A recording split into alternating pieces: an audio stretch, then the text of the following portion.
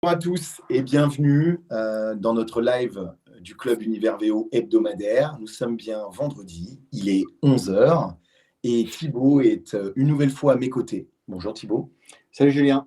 Pour accueillir aujourd'hui un de nos partenaires, un membre du Club Univers VO et membre émérite de notre communauté d'acteurs du monde du remarketing automobile.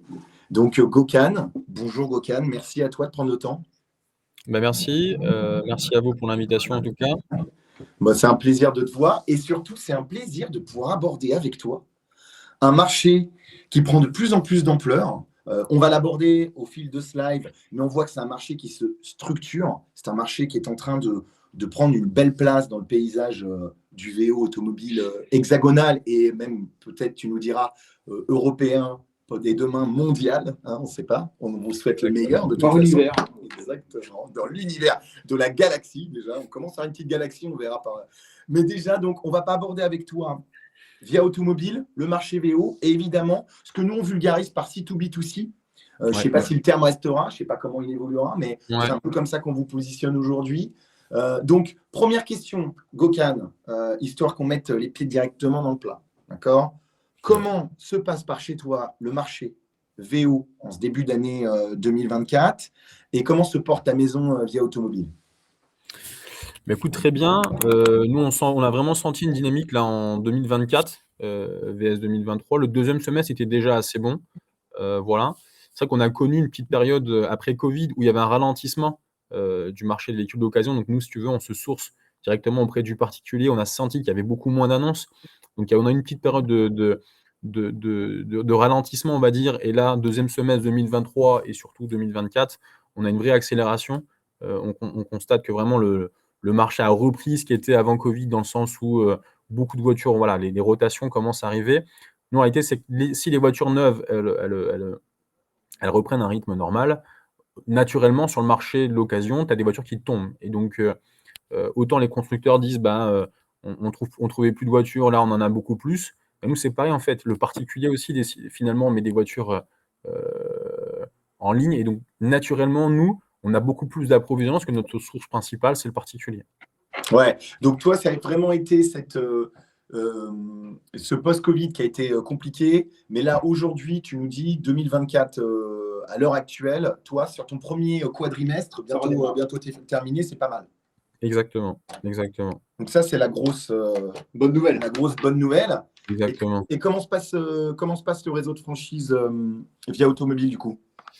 Très bien. Écoute, nous, si tu veux, pour la petite histoire, donc on a racheté la marque il y a 2-3 ans, notre franchiseur, parce qu'on est des anciens franchisés. Donc ça, c'est une belle histoire, ça. Voilà, donc du coup, la réalité, c'est que Via Automobile a fait une pause de restructuration après que j'ai racheté pour changer un petit peu le modèle. Avant, c'était une agence, on est passé en format concession.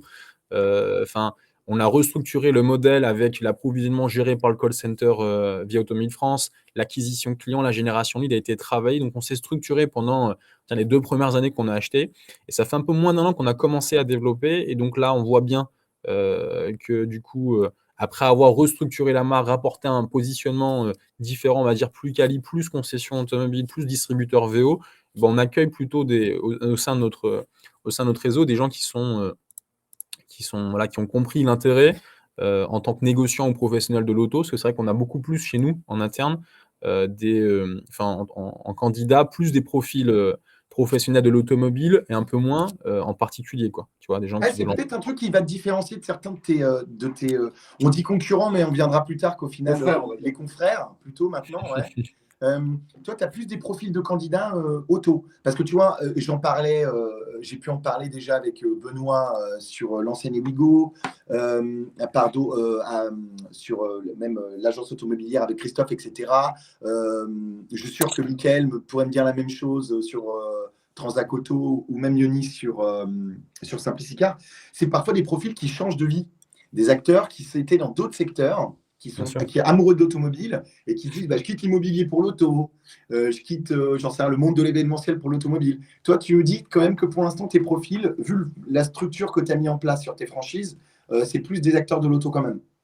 Exactement. Après, c'est aussi par le positionnement qu'a voulu prendre Via Automobile. Typiquement, nous, aujourd'hui, on part d'un concept qui était une agence automobile en centre-ville avec des personnes en reconversion. Aujourd'hui, le positionnement de Via Automobile, c'est plutôt on est distributeur VO. Par contre, on a un modèle d'approvisionnement qui est assez différent, c'est l'approvisionnement auprès de particuliers. Ok. Tu vois? Donc, c'est du sourcing à particulier. T'es Par le seul contre, à le ouais, faire aujourd'hui? Tes potes le font pas hein, aujourd'hui, les confrères C2B2C font pas trop de reprises à particulier ou de alors reprises. certains font du C2C, certains font du Ouais. C2B2C. Donc, en fait, Mm. chacun a son propre modèle. Ok. Certains vont être en format agence, ils vont pouvoir faire peut-être C2B2C, d'autres Ouais. vont être en format entrepôt, etc. Nous, on est vraiment sur un format plutôt concession. Donc, tu vois, typiquement, un concessionnaire se voit à travers Via Automobile un modèle qui est plutôt équivalent. Dans Ouais. la manière de faire C2B2C, on a également voilà, un service auprès de l'acheteur Ouais. qui permet de lui montrer qu'acheter chez Via Automobile, c'est la même expérience client que s'il avait acheté chez Mercedes. Typiquement, il va faire son financement affecté sur la voiture, il va avoir une reprise et puis il va avoir vraiment une facture d'un professionnel et pas juste d'une facture d'intermédiation. Tu vois? Ok, je vois, En fait, génial. voilà, C'est ouais. dans ce concept-là, tu as un peu plusieurs faiseurs, chacun fait à sa manière. Mais nous, typiquement, voilà, on n'est pas un format agent commercial indépendant, on n'a pas des agences en centre-ville, on ne fait pas des sessions entre particuliers, sauf pour certaines petites catégories de voitures qu'on ne veut pas forcément prendre du risque, si c'est très vieux, très collection, etc.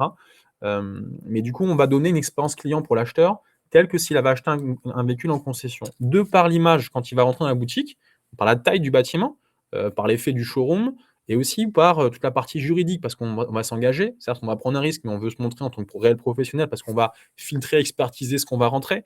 On va même remettre en état la voiture, en interne ou en externe. Donc, il va y avoir un reconditionnement du véhicule.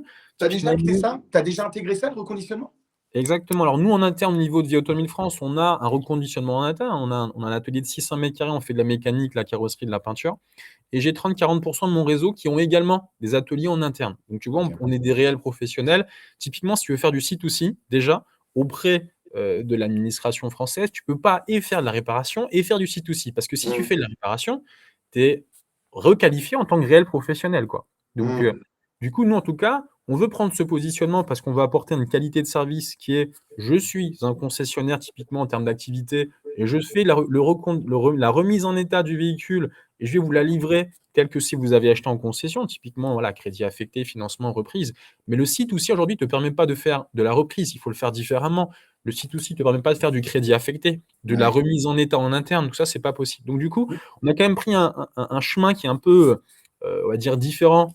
Grosso modo, on reste quand même sur un concept qui est le concept d'intermédiation. Mais quand on dit intermédiation, il y en a deux. Il y a le C2C. C2B2C, ça veut juste dire j'ai fait une DA avant de l'acheter et Ouais. c'est moi qui est le revendeur du client. Ouais, Voilà. en fait, ça veut dire que tu achètes ton stock, en fait. Alors, non, pas forcément. Si tu veux, nous, l'idée dans le principe, c'est qu'on achète après avoir vendu. Ouais, C'est ok. un peu Ouais, ouais, c'est de différent. l'achat. Bah, du coup, on achète, on vend. L'objectif ici, c'est d'aller chercher un stock plus important que ce qu'on s'est acheté Mhm. financièrement et un stock beaucoup plus important que ce qu'on s'est stocké physiquement. Ouais. Mhm. C'est C'est la ça. promesse d'achat, en fait. Donc on encaisse, on décaisse. Donc l'idée, c'est qu'on n'ait pas voilà, un gros besoin de trésorerie ou d'avancer l'argent. Mais en tout cas, on va faire au moment de la transaction. Ça va se passer le même jour. On va faire au moment de la transaction l'achat et la vente. Voilà, tout Ouais. simplement. Donc il y aura une DA quand même. La DA permet d'apporter un service à l'acheteur tel que s'il avait acheté voilà, en tant que professionnel. Et si tu veux, voilà, il y a quand même ces deux écoles dans les agences automobiles. Tu as ceux qui vont faire du part-à-part et tu as ceux qui vont faire j'achète, je revends au moment du jour J, mais j'ai toujours dans ce concept l'effet de je n'ai pas avancé l'argent avant de vendre. Ouais, c'est ça. Mais en fait, ça veut dire que toi, dans ce mécanisme-là, tu portes la responsabilité du produit que tu vends, quoi. Exactement, exactement. Et nous, aujourd'hui, on veut le porter pour assurer justement, enfin, pour rassurer les clients aujourd'hui, Ouais. tu vois? Et pas leur dire, bah, s'il y a un problème, tu verras que le propriétaire. Non, on C'est gère, clair. pas de problème. Du coup, on est assuré pour ça, on s'organise par rapport à ça, on fait de l'expertise poussée sur chaque voiture. Vu qu'on les check, 50 points de contrôle, remise en état, on sait aussi ce qu'on vend, donc on va filtrer, on va réduire ce risque-là. On ne pourra Ouais. pas le supprimer. Tous ceux qui font du VO ne pourront pas dire j'ai 0 SAV ou etc. Enfin, tu vois, c'est pas Ouais, possible. ouais, mais c'est ce qu'on appelle les vices cachés, hein. Voilà, donc à un moment donné, si tu fais pas attention à ce que tu fais, tu as un vice caché. Voilà, il faut que l'objectif d'ailleurs, c'est que pour aussi l'image de ta marque, il faut que tu puisses apporter voilà, une réassurance derrière. S'il faut te la racheter, la revendre, ça fait partie voilà, du jeu quand tu fais de l'automobile. Tu peux pas passer à côté. Mais tu peux le Mm. réduire et tu peux réduire fortement le risque si tu es bien organisé, que tu as des process, etc. quoi. C'est tout l'enjeu donc du coup du titre de ce live qui était l'avenir du VO est-il aussi to B2C. Pourquoi on posait la question? Et on te posait la question à toi, c'est parce que tu as déjà basculé dans ce format-là, que tu as eu l'initiative même de ce type de format. Ce que j'aimerais savoir, c'est, on a vu très récemment une réunion entre les acteurs du métier que vous êtes en train de structurer tous ensemble. Vous C'est ça. étiez 4 ou 5, je crois, c'est ça? Que 4, 5 C'est ça. anciennes? Ouais. Oui. Et est-ce que ça aussi, ça fait partie des schémas que tu veux importer aussi en disant potentiellement dans l'évolution de ce métier, c'est un peu plus de responsabilisation. Ça ne veut pas dire aucune critique sur les autres enseignes. Il y en a d'autres qui ont déjà un peu basculé dans le même format, mais toi, c'est vraiment ta marque de fabrique. De dire peut-être qu'on va avoir besoin ce niveau de responsabilité et cette assurance et réassurance auprès du client final. Oui, c'est ça. Après, si tu veux, donc là, autour de la table, quand on s'est posé, tu as ceux qui font de la DA, ceux qui en font pas, qui font du direct, donc c'est pas gênant. Mais en tout cas, ceux qui font et nous, on en fait, tu vois, à 20 j'ai envie de te dire, on va faire quand même quelques voitures qu'on va vouloir, faire en session directe pour certaines catégories de voitures. Mais globalement, tu vois, c'est un nouveau métier. L'intermédiation entre particuliers, c'est un nouveau métier. Que ce soit de l'intermédiation en direct ou de l'intermédiation en faisant une DA, c'est un nouveau métier. Donc tout ça, faut le cadrer.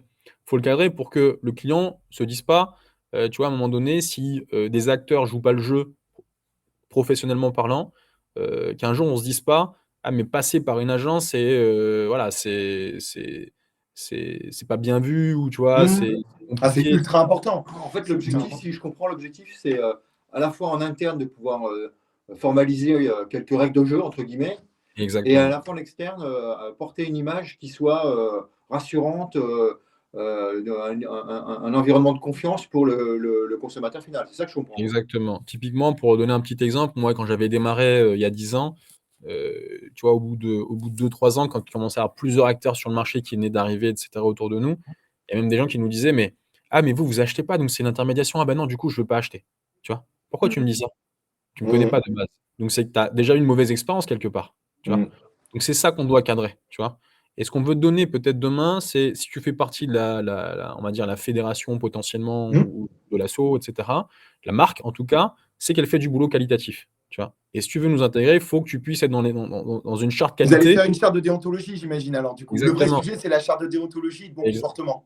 exactement, tu vois? En Ok, donc ça, c'est comportement, un de enjeu majeur. process et aussi qu'on n'ait pas, tu vois, un réseau à côté de nous, qui ouvre en pagaille et qui referme parce que, bah, il a mal accompagné. Qui dit mal accompagné, dit le consommateur qui est impacté finalement parce que, derrière ça glisse pas quoi, tu vois? Ouais, je suis d'accord. Donc Parce que on tu veut vois, aussi dans la que le distribution réseau. auto, quand tu as 3000 acteurs ou 4000 acteurs d'un métier, si tu as un ou deux, excusez-moi la vulgarité, mais vous commencez à avoir l'habitude avec moi, un, deux, trois bâtons merdeux Ouais, dans le truc, on dira ça résume pas les 3000 autres ou les 2000, exactement, 4000. Mais par contre, exactement, quand il y a une dizaine d'acteurs sur un marché, si on a un ou deux qui font pas correctement le travail, ils peuvent débiner tous les investissements et le travail bien fait des autres. Donc, vous avez raison, il était urgent au final que vous posiez pour dire mettons les bases exactement. d'une charte de déontologie et de bon comportement. Et puis il y a des sujets parce que sur le marché du VO, on entend régulièrement dans la presse, alors que le marché du VO se porte plutôt pas trop mal et que la majorité des transactions se passent super bien.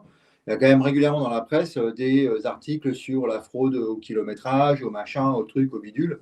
D'ailleurs, à ce sujet-là, vous avez eu une super réaction. Vous avez un de vos potes, je crois que c'est Wicard, c'est ça, qui a vécu Oui, un petit souci qui n'était pas pas de son fait, mais qu'il a subi. Et ça, je pense que c'était aussi la base de votre relation. Ça a été la solidarité dans la grande majorité, sans citer, mais dans la grande majorité, ça a été la solidarité portée par tous les autres, tous les confrères en disant exactement, non, non, mais attendez, les gars, ça peut arriver. C'est une erreur de process mais c'est aucunement malveillant et ça ne résume exactement, pas qui ils sont et qui nous sommes. Le risque zéro n'existe exactement. pas. Et tu vois le post de Romain, bah, Mm. ça a révélé, qu'on a tous une problématique commune. Est-ce qu'on Mm. s'est vraiment passé à côté de ce cas-là? Qu'est-ce qu'il faut Mm. mettre en place comme barrière de sécurité pour ne pas en voir?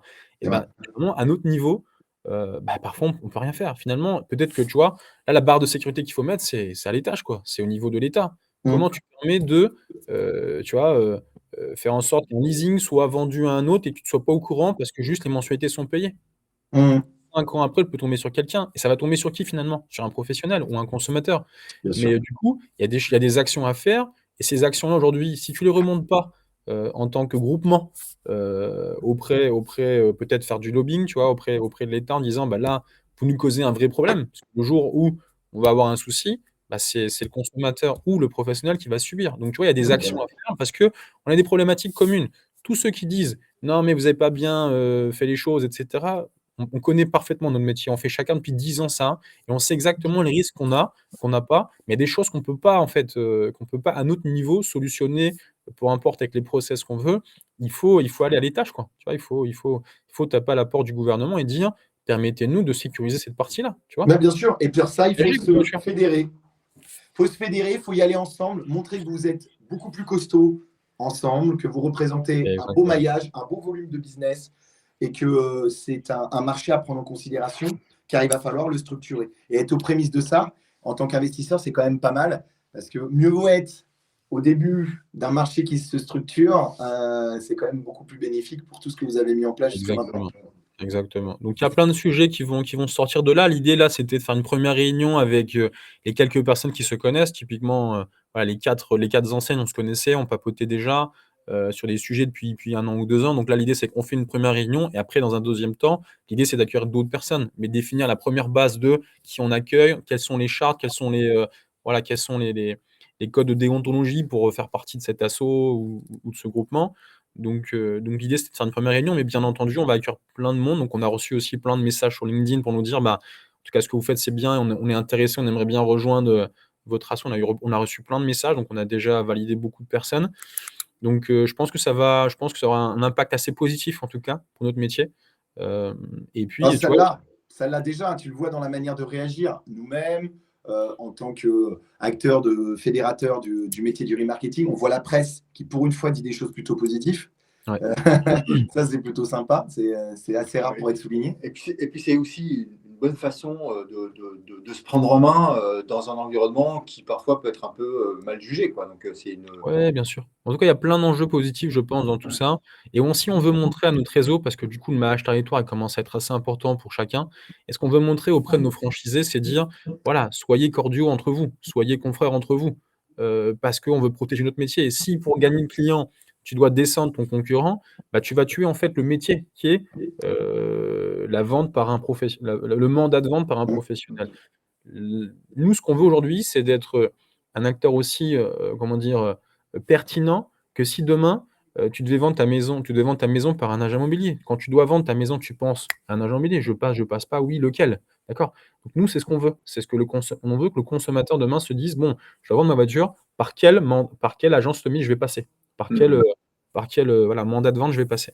Bien sûr. Est-ce que tu peux trahir un truc? Vous avez un calendrier? Vous savez à peu près à quel moment vous voulez matérialiser? Vous laissez 1 mois, 2 mois, 3 mois? Vous laissez jusqu'à la fin de l'année?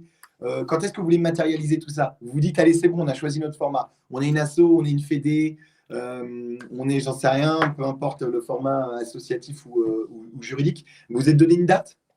On ne s'est pas donné une deadline, mais je pense que voilà, d'ici l'été, on va avoir des choses qui vont avancer, tu vois? Ouais. Voilà,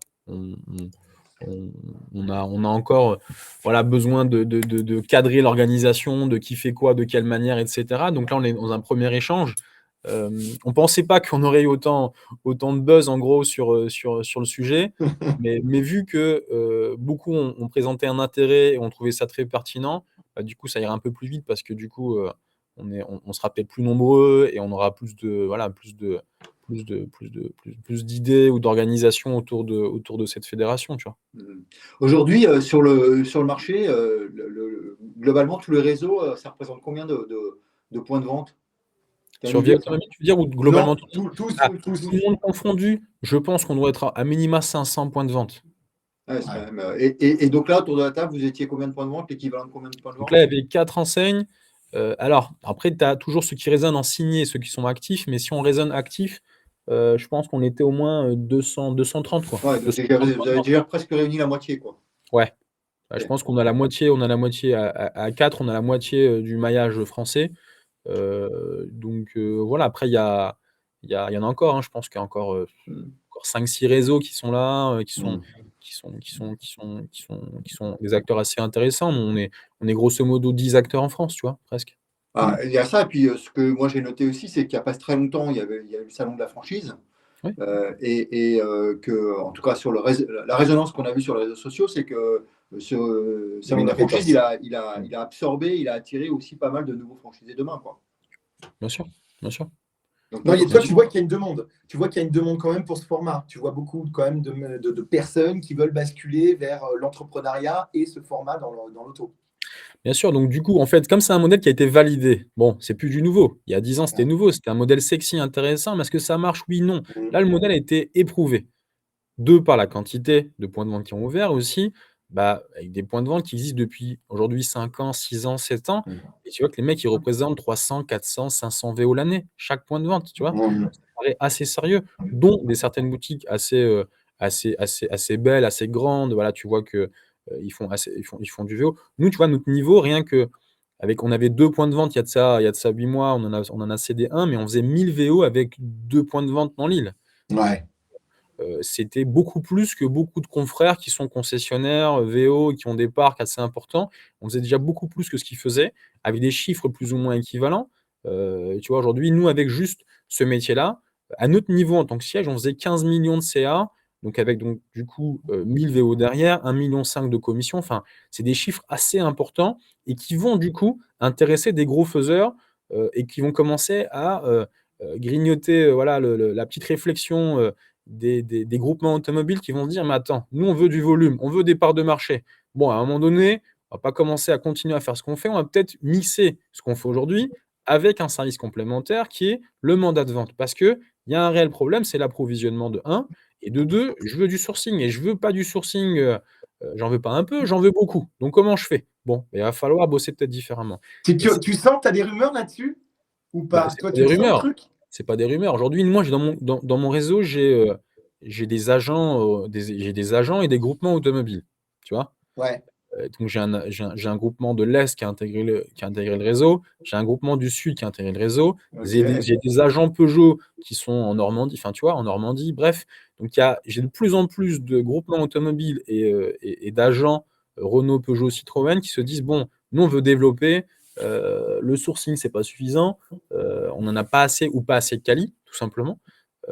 Et du coup, là, on attire ce genre de profil parce que ça y est, le modèle a été éprouvé. Tu veux du volume? Eh ben, on va pouvoir te l'apporter. Voilà. Et toi, tu penses que demain, un gros groupement, et là je te parle même un grand groupe, tu vois, une grosse machine dans le top 10 ou top 20 de la distribution auto, pourrait avoir des envies d'entrer au capital ou de créer sa propre enseigne? Est-ce que tu sens ça, toi, ou tu te dis non, ils vont peut-être prendre des poches, prendre des franchises pour voir encore? On a encore 10 ans Alors, devant nous avant qu'ils comprennent que créer c'est. eux-mêmes, ils peuvent se tenter de créer eux-mêmes. Typiquement, quand on a connu le problème du Covid, beaucoup ont lancé l'activité du rachat cash, chose qu'ils Ah faisaient oui, pas. Je sais pas si tu t'en rappelles? ouais, je m'en Et souviens l'idée très bien. et donc là, c'était voilà, c'était quand même une action, stratégique qui était assez différente parce que chose qu'ils faisaient pas, ils se contentaient de reprises ou de sourcing en B2B. Là, c'est: «Je fais du rachat cash auprès du particulier». Beaucoup ont essayé et beaucoup ont échoué parce que c'est un autre métier, c'est différent. Il va falloir éduquer le commercial. C'est celui qui fait l'affaire finalement, tu vois? Bien C'est sûr. c'est c'est le trans c'est la trans et donc pour ça, il faut être accompagné d'outils et surtout, bah, d'une équipe qui va gérer ton sourcing, l'accompagnement des vendeurs, la formation. Il faut articuler tout ça avec, et des humains et de la formation, de l'accompagnement et des outils, tu vois? Donc Ouais. du coup, c'est pas si évident que ça ressemble de l'extérieur. Ça paraît simple, de l'extérieur, mais c'est pas le cas. Et nous, aujourd'hui, à notre niveau, en plus de professionnaliser avec le temps, on a développé des outils, mais surtout, voilà, on a quand même, on a industrialisé ce métier-là, tu vois? Mhm. Donc du coup, les process sont beaucoup plus quantitatifs et qualitatifs si tu voulais le faire tout seul. Mais oui, je pense que ça va intéresser certains à dire: Je vais le développer moi-même». Est-ce qu'ils vont réussir ou pas? Bah, pour l'interrogation, on verra, mais en tout cas, ça paraît pas si simple que ça l'est. Et nous, aujourd'hui, voilà, l'idée, c'est, on n'est pas là pour prendre, des petits bureaux dans les concessions et puis c'est pas le but. Si vous voulez développer, c'est une vraie activité. Donc typiquement, aujourd'hui, moi, j'ai un concessionnaire Peugeot, en Normandie qui a construit une concession Via Automobile, à ses côtés. J'ai, dans l'Est, un concessionnaire Kia qui a construit des concessions Via Automobile à côté. Donc si vous Ah, voulez d'accord. En fait, Kia tu mets pas juste la pancarte, quoi. C'est vraiment, non, mais pas il y a juste un la gros truc. pancarte. On a un bâtiment dédié à Avia parce qu'on va aller chercher des volumes qui sont assez intéressants. Il va falloir avoir une identification, par une enseigne.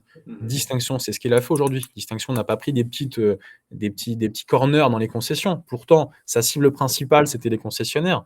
Mais ils ont pris des bâtiments Distinction à côté des bâtiments Volvo, etc. Voilà.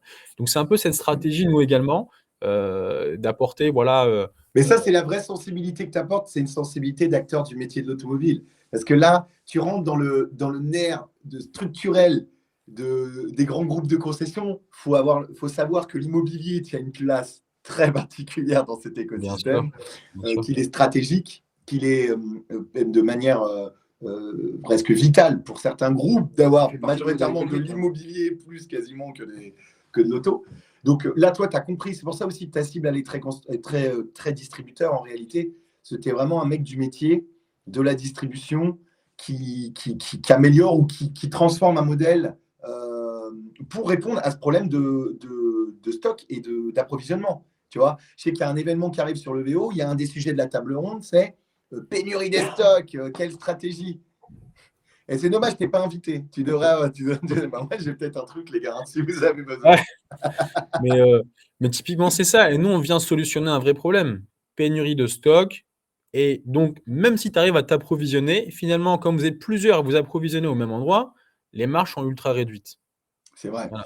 Et nous, aujourd'hui, quand on fait le ratio entre un confrère qui fait, un groupement qui fait son propre stock, il va travailler à panier moyen 1 000 € par véhicule avec le volume, parce qu'il va chercher du volume, etc. Il va gagner sa vie avec le financement, sinon il ne va pas forcément suffisamment gagner. Et c'est typiquement la mentalité aujourd'hui d'un constructeur, c'est si je ne fais pas de financement, je ne gagne pas. D'accord ? Donc nous, tu peux aussi faire du financement en crédit affecté, parce que justement, le modèle C2B2C permet ça. Mais surtout, on a quand même des marges moyennes qui sont 2 fois supérieures à certains groupements qui font de l'achat cash, quoi. Tu vois, propre trésorerie. Et le volume aujourd'hui de sourcing qu'on s'est apporté, il est beaucoup plus important, dans le sens où aujourd'hui, la stratégie auto.com, c'est ça. C'est qu'il va chercher à la source le particulier, le produit, et il va te le revendre en enchère. Ouais. Tu vas acheter chez Auto 1 aujourd'hui des volumes, mais nous, on va à la source, en fait. Tu vois ? Il n'y a pas d'intermédiaire. Voilà. Tu bypasses mal. Il n'y a pas d'intermédiaire entre le particulier et toi. Et c'est là, en réalité, que les produits les plus intéressants sont là, sont auprès de la source. Donc voilà. Allez, 2 questions. La première, les stocks qui sont physiques et exposés dans les concessions, enfin dans les bâtiments, c'est ça, hein? Chez nous ? Ouais. Alors en partie, c'est-à-dire tu as toujours une taille de bâtiment qui permet d'accueillir une certaine quantité de voitures. Donc ça va être mixé entre du dépôt-vente, de l'achat cash, et aussi les voitures que tu as vendues, tu dois préparer. Donc nous, je te prends notre modèle à nous, moyen, c'est j'ai 5 voitures dans le showroom, j'ai 5 voitures dehors, par contre j'ai 20 voitures vendues en cours de préparation. D'accord. Et du coup, est-ce que pour ton réseau, tu as un stock mutualisé, digitalisé, mutualisé, par exemple, je ne sais pas moi, une enseigne, une plateforme. Une plateforme qui Aujourd'hui, on a un site en commun où quand tu vas sur viotowing.com, c'est tout le stock. Voilà. Et tout le stock aujourd'hui permet de faire l'interagence entre chaque point de vente. On a accès à chacun notre stock. Aujourd'hui, quand on a un produit en mandat, pas une reprise par un achat cash, mais si c'est un mandat, entre nous, voilà, la marge va être divisée en 2 parce qu'il y en a un qui l'a acheté, l'autre qui l'a vendu. Donc, on va faire de l'interagence. Et cette interagence, on ne va pas dire c'est un volume important, mais chaque point de vente va faire 2-3 voitures par mois en interagence chacun. Tu vois, mais c'est intéressant pour le conso aussi, parce que du coup, ça lui offre une perspective d'offre qui est beaucoup plus large que ce qui est. Exactement. Tu fidélises ton client. Clairement, aujourd'hui, tu as un client qui pousse la porte. Chez toi, tu as 100 voitures. Mais par contre, dans le réseau, tu en as mis 500. Donc, si tu ne l'as pas chez toi, tu l'as chez l'autre. Le site est fait de telle sorte que si tu ne le trouves pas chez moi, Marie, tu as cliqué sur reims.vieautomobile, on va dire il y en a une à Lille, il y en a une à Bordeaux. Voilà. Donc, ça, c'est top. Ça, c'est top. Question sur la remise en état de véhicule. Chez toi, tu as choisi l'option remise en état de véhicule systématique ou tu as mis l'option offre à tiroir ou un mix des deux. Comment tu fais ta remise en état ? Alors, si tu veux, le réseau aujourd'hui, quand un nouveau démarre, ça dépend du profil. Aujourd'hui, si tu as un profil qui vient du secteur de la concession, atelier, etc., lui, tu peux l'inviter à faire les 2 métiers d'un coup. Mais la réalité, c'est qu'un métier d'atelier, c'est un tout autre métier. Voilà. Et si tu dois lancer une affaire de zéro, clairement, on déconseille l'atelier la première année. Certains nous viennent nous voir et disent écoute, moi je vais faire atelier, machin, vente, etc. On dit oui, ok, fais-le, mais fais-le la 2e année. La première année, concentre-toi. Si tu es toi sur le terrain et que tu es un franchisé qui est acteur, commercial, etc., concentre-toi sur ça. Par contre, un groupement automobile aujourd'hui qui vient me voir, qui est bien structuré, tu vois, qui a recruté des équipes, qui met des hommes au bon endroit, il sait faire. Là, il n'y a pas de problème. On sait faire. En plus, l'avantage, c'est que aujourd'hui, le VO reconditionné apporte un chiffre d'affaires assez important auprès d'un atelier. Mmh. Ouais, Et ça représente des chiffres assez importants. Donc, bien il y a sûr. tout un intérêt pour celui qui veut développer son atelier de faire du VO en réalité. Mais l'offre, c'est une option que tu proposes à l'achat du véhicule ou tu fais une remise en état de véhicule à chaque fois? Ah, ok, c'est ta question, pardon. Non, non, non, mais tu as déjà répondu Ah, malgré tout ok, sur l'autre, c'était ça déjà top, marche. vocal. Non, non, C'est ça pas une option. m'intéresse aussi. C'est pas une option.